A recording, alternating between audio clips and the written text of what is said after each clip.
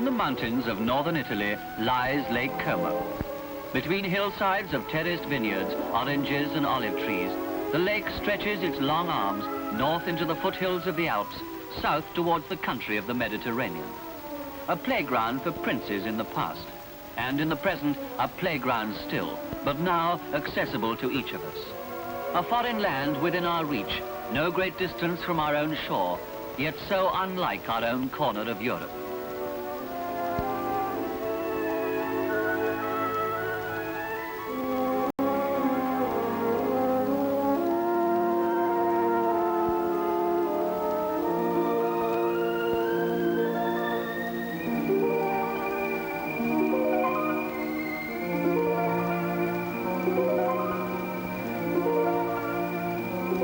At the beginning, on the day of arrival perhaps, you're not ready to try the iced syrups or the aromatic coffee. Amid the gay, excited voices of holiday Italy, you cling at first to familiar things, like cups of tea, and listen to the orchestra singing its Neapolitan song. But the sun, which burns down generously and continuously, will soon draw you to the bright blue of the water.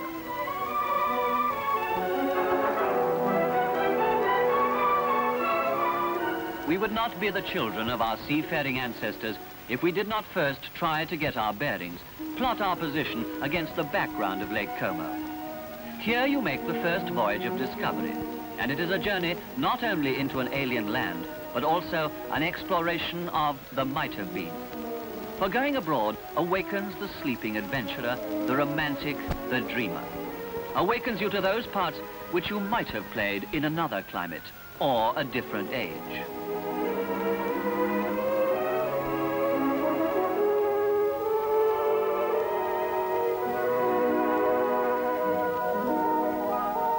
The familiar things, because they're just a little unfamiliar, seem fresh.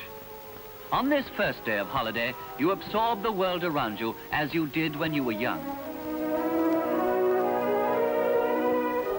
There is a leisured air of easy enjoyment in this indulgent land. No conflict here between pleasure and purpose. The earth is rich and the world contenting.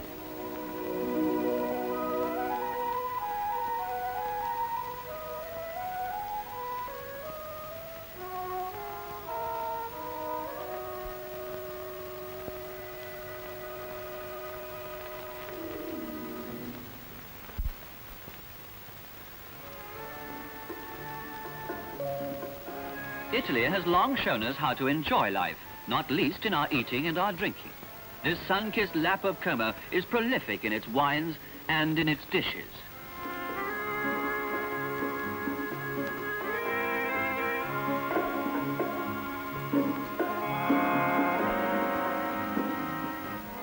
The travelers have now had a touch of the intoxication of sunshine and balmy air. They grow more mellow, more expansive. They talk, laugh, make friends in a setting that melts all formality.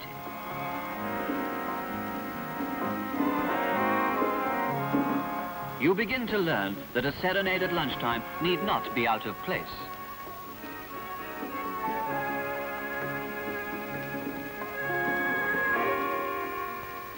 And then you play. You are children in and out of the water. The lake is your magnet, the arena for your sport. You concentrate, grimly determined to skim over the waves like a bird.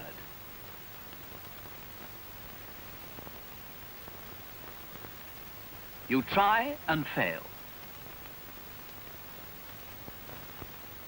And try again and fall again.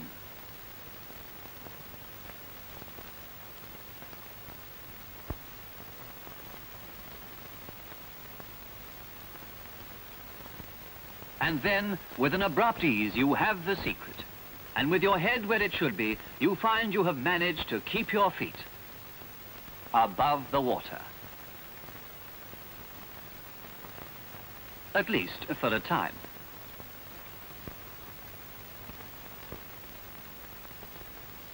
But in the heat of the afternoon, the water is cool and enticing, so you plunge, jump, swim and splash. You let the warm hours drift by. You're taking on darker and darker shades of brown. You're diving from higher and higher.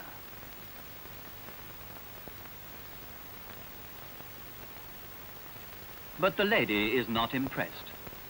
The man in the lake is not nearly so important as the clothes that women wear. Here to the lake come the latest beach creations from Milan, fashions from northern Italy.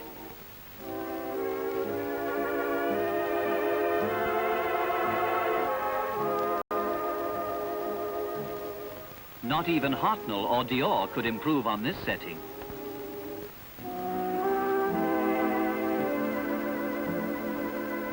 And what a delight it is to be able to get a really good look without having to crane your neck.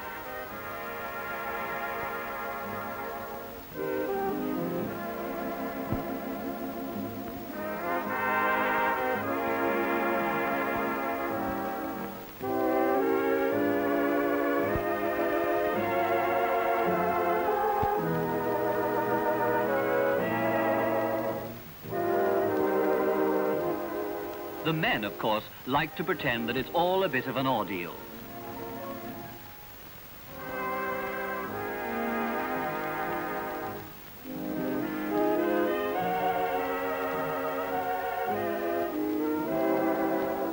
Elsewhere, enchantment flowers in abundance, perfumes the air, surrounds and suffices you.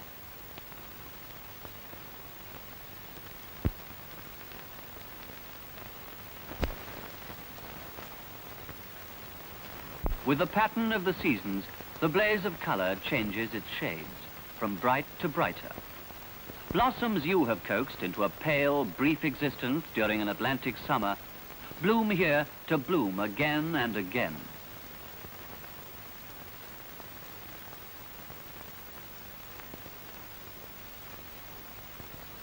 The formal walks were fashioned in a leisured age for sunshine and shade.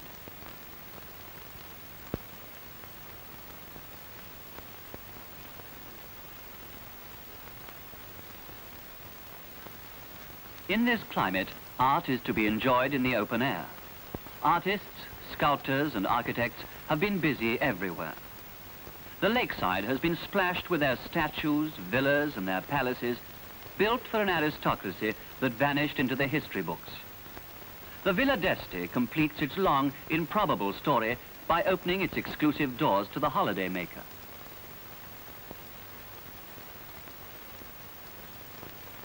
A trail of nymphs, cherubims, giants now marks the progress of the artist round the lake.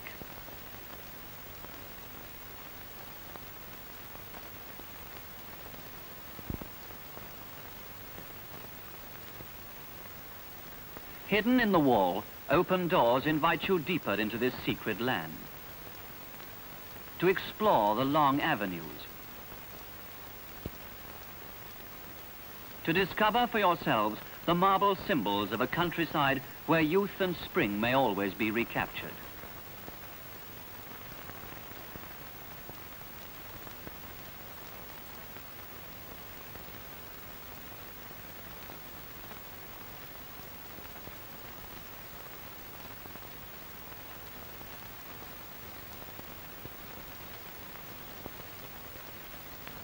The mountains circle Lake Como, protecting and secluding it, but they do not cut it off from the high roads to the outer world.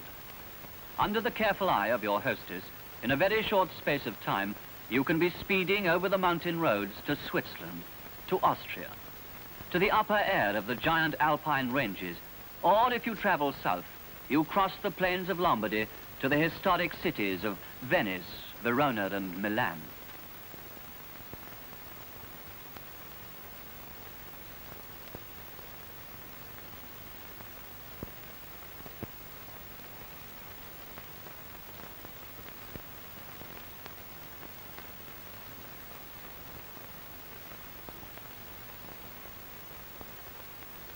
The mountains, the distant cities are yours, for those who can bear to forego the magic of the lake.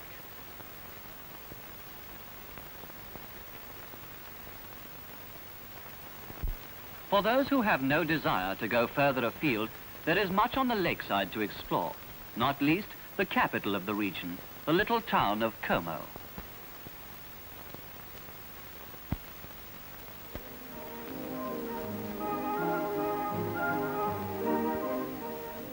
Como is the shopping centre. Down its long, narrow streets, one walks in the shade, and all roads lead to the market.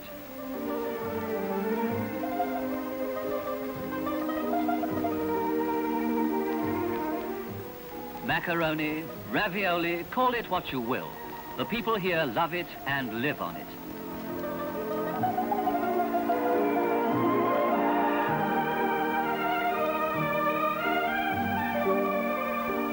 Good value is to be found on many a street corner, but the first price asked is not always paid.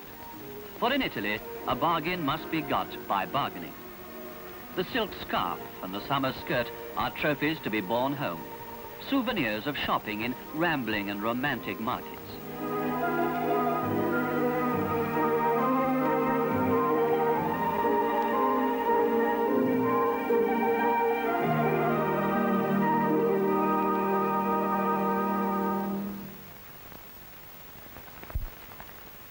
But even the smallest towns of Italy beg for more than a few days in which to get to know them properly, their streets, their churches, their buildings and their squares.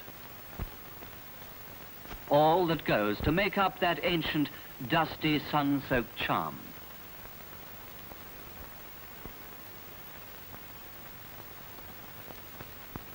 Not only Como, but all the other little towns which cluster round the fringe of the lake deserve to be explored.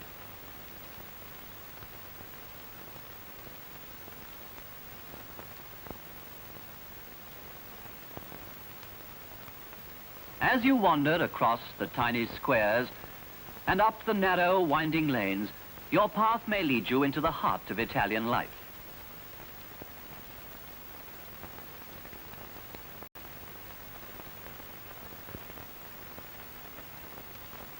And it is more than likely that you will stumble into some colorful event and find yourself caught up in ancient local traditions. With the children and the garlands of flowers, you will be drawn to the shore of the lake.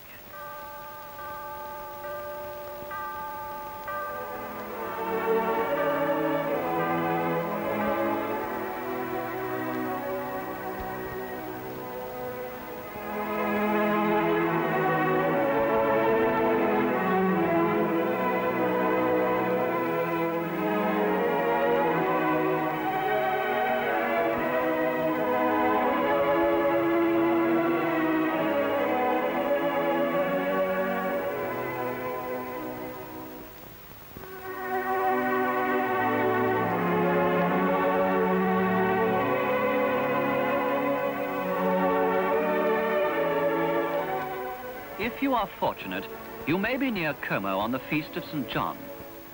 Once a year, the 24th of June, the peasants, fishermen and shopkeepers, men and women, visitors and children, the entire population of the vicinity foregather on the shore, take to the boats and barges, and sail towards the little island of Comacina out in the lake. It's a religious ceremony first and foremost, a debt of gratitude recorded yearly, a memory of divine aid over the troubled centuries. Mass is celebrated in the lonely little chapel on the island dedicated to St. John the Baptist, for it was here at Comacina, safe from the murderous assaults of brigands, bandits and invaders, that their fathers and their fathers before them took refuge and survived. Comacina protected the people of the lakeside, and each year they return to give thanks.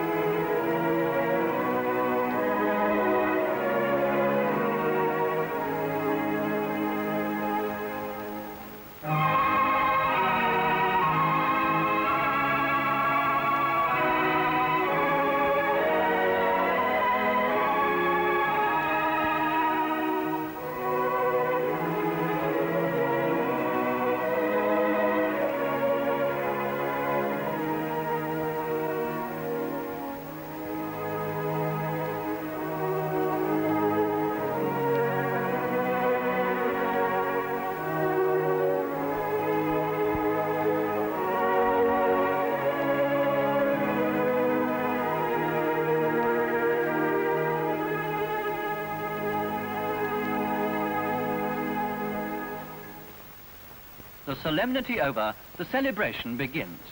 And in the very shadow of the church, among the ruins of the chapel that has been on this site since Roman times, the booths are put up, with toys for the children and carnival for their parents. In this warm-hearted country, Thanksgiving and fiesta are one and the same. The day's music turns back to gay rhythms. And as naturally as music to the Latin heart comes the wine. Indeed, the red wine of the island and the cooking at its single inn deserve their own festival. Here, as everywhere in this part of Italy, the preparation of food is a worthy end in itself, an art lovingly and critically appreciated by cook and customer alike.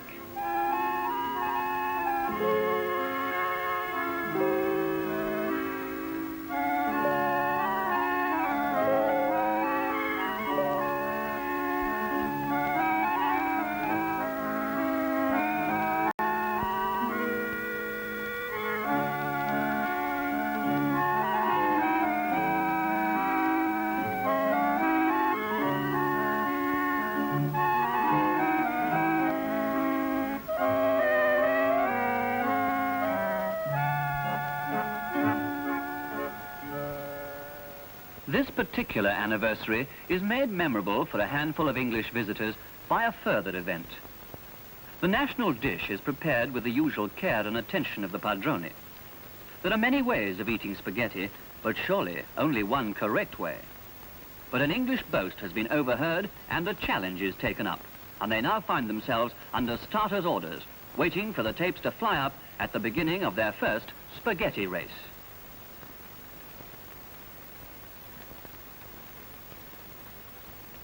The flag drops and they're off.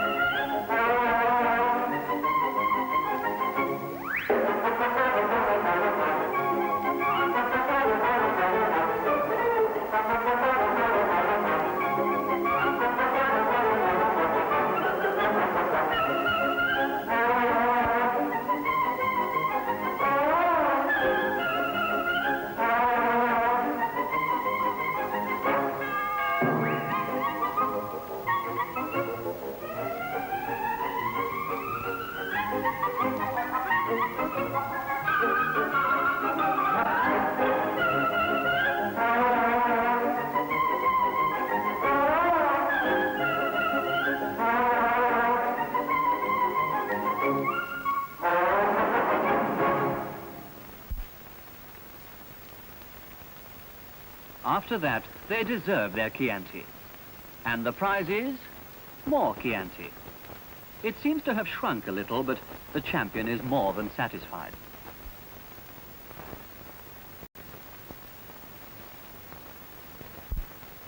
Slowly, the holiday passes. You are content to lie here forever in the warmth, the golden light, the long summer. But you have made new friends, close friends. Some, perhaps, who will call you back, who will be constantly in your thoughts when you are home and Como a summer memory.